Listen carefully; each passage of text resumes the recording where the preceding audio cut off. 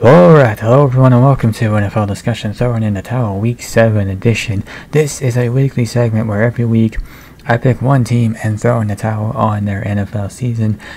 And with that, we'll go ahead and get right into it, starting with the AFC East, this week featuring the Buffalo Bills and Miami Dolphins.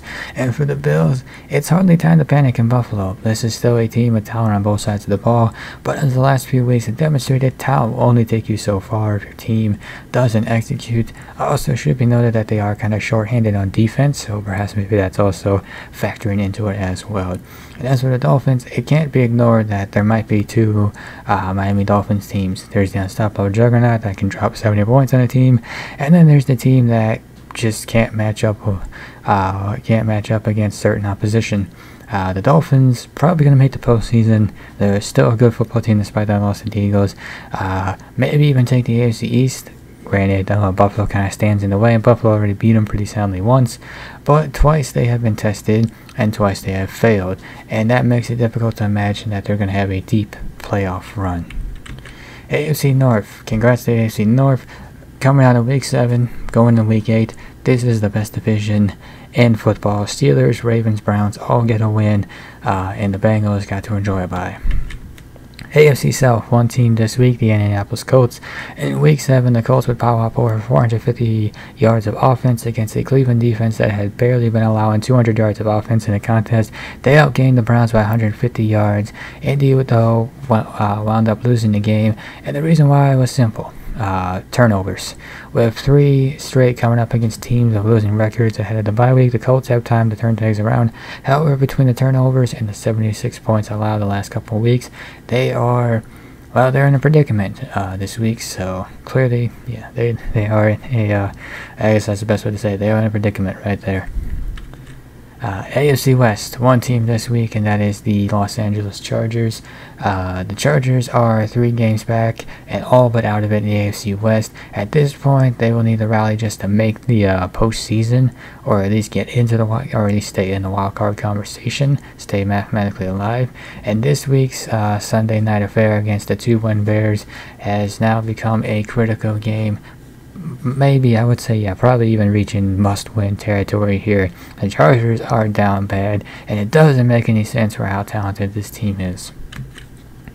And so the AFC division representatives this week, we got a triple threat match with the Bills, Colts, and Chargers. Who is the team representing the AFC this week? Well, it's not the Bills, it's the Colts.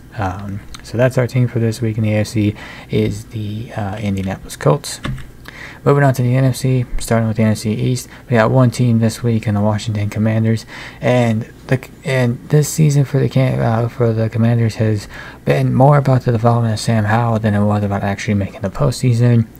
Sam Howell has been given the opportunity to prove that the organization, or prove to the organization that he is the guy at quarterback, and yeah, well, I guess, yeah, that's his objective. Show he's either the guy or show he's not the guy. Unfortunately, the assessment has been muddied by the Commanders' refusal to properly protect Howell. I mean, this guy has taken way too many sacks. There are some records that you just don't want to break as a team, nor should you be trying to break as a team, but it looks like the Commanders are actively trying to break the single-season sack record. Absolutely ludicrous to think about that. But yeah, Howell, given an objective, prove himself to be the guy, hasn't really done that, and again, the offensive line just not helping him either. NFC North, Lions and Packers represented this week, and for the Packers, they had a solid start to the season, but since then, Jordan Love has regressed, and opposing defenses have exposed a major flaw in this game. And the first 2 weeks of the season, Love looked like a solid starter, throwing for 6 touchdowns without an interception, but he benefited from the Packers' defense and special teams units gifting him with short fields. With the Packers heading into a tough stretch, it's more likely they will be competing for a high draft pick than a playoff spot, and if that's the case, Jordan Love era might be over before it started. I don't think we're quite there just yet, but it's not looking good for Jordan Love. Starting off good and kind of regressing. Lions, so last year's Detroit squad showed up to play, and that's a problem. A year ago, the Lions finished dead last in total defense. While the offense didn't perform well against the Ravens, it's far less of a concern based on the team's recent track record. However, the inability to contain a quarterback like Lamar Jackson and the overall lack of execution on the other side of the ball could be a problem down the stretch. I think that was the big question mark for the Lions coming into the season, was how would the defense play. I mean, up until that game against the Ravens, the defense have been playing pretty good. And then you had this kind of game. So I guess we'll see how they do next week, how they respawn next week. NFC South, we got the Buccaneers and the Saints this week. The Saints are still very much in the running in NFC South, although that says more about the division than the team. But in order to actually win a division, they got to start putting together more complete efforts, or their time in contention, or their time being mathematically alive, or in contention for a division won't be long. The Buccaneers just aren't a good enough team to overcome self-inflicted wounds, especially with the schedule the team has coming up. None of the teams in the NFC South are pulling away, but the Buccaneers, but for the Buccaneers, that doesn't mean they have a ton of margin for error. So yeah, they have the shine seems to be wearing off the Buccaneers a bit too. They've had a bit of a rough stretch, and they got to turn things around if they want to stay on top of the NFC. Mainly just capitalizing on turnovers. I mean, you get the opposing quarterback to fumble 3 times and you still don't win the game. NFC West, we got the Rams and the 49ers, and credit where it's due, the Rams are better in 2023 than expected.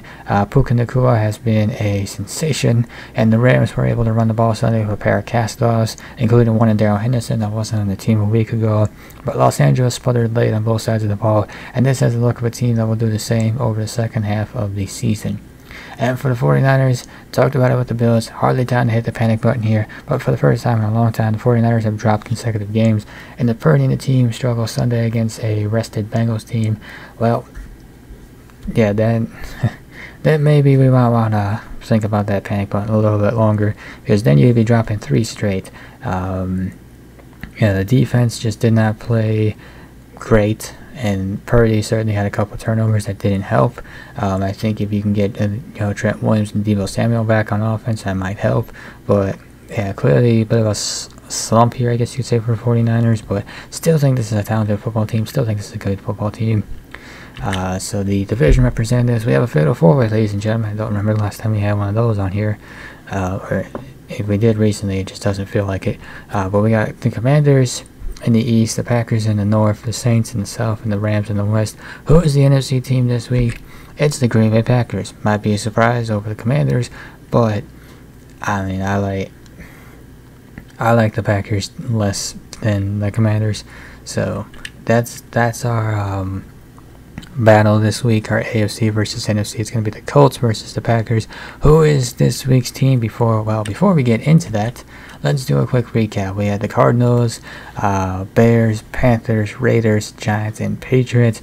Now, the Bears did get a win, but it was over the Raiders, so that's not really that impressive of a win. Granted, I will give them credit. You did it with your backup quarterback, who's an undrafted free agent out of Division II, Shepard, in case you didn't hear that. So good win for the Bears, but not too much for me to read into there. The Giants did get a win, but not the most impressive win. You only put up like 14 points, and which was enough to get the job done. Don't get me wrong, it's good, but I don't know. There's not much for me to read into with that Giants win here. And the Patriots too. I mean, that's kind of the theme for these 3 teams: the Bears, Giants, and Patriots. All 3 teams get a win, but what were they doing before then? So no rescinding this week on any previous decisions. And with that, we'll get into this week's team, which is the Green Bay Packers. So that and let's be honest, the Packers here, I think the expectations, I don't know if postseason would be a fair I don't know if postseason was a fair expectation for this team. I think ultimately the goal was figure out what you have in Jordan Love, and so far what you have is not a franchise quarterback. I talked about it earlier. He had a solid start to the season, but has since regressed. Can he turn things around? Maybe, maybe not. Yeah, so I guess we'll see how the rest of the season plays out. But say the Packers end the season not in the postseason, maybe even a losing record the way it's looking right now. Is somebody at risk of losing their job between Love, LaFleur, and Gutekunst, the general manager? If I had to say somebody lost their job, not advocating for somebody to lose their job, don't want anybody to lose their job, but sometimes it happens. I would say probably Love would go. I would say probably it's either Love or LaFleur. If they were to make a change, it would be one of those two guys. And that was that. That will conclude this episode of NFL Discussion Torn in the Towel. If you enjoyed this episode, be sure to hit that like button down below.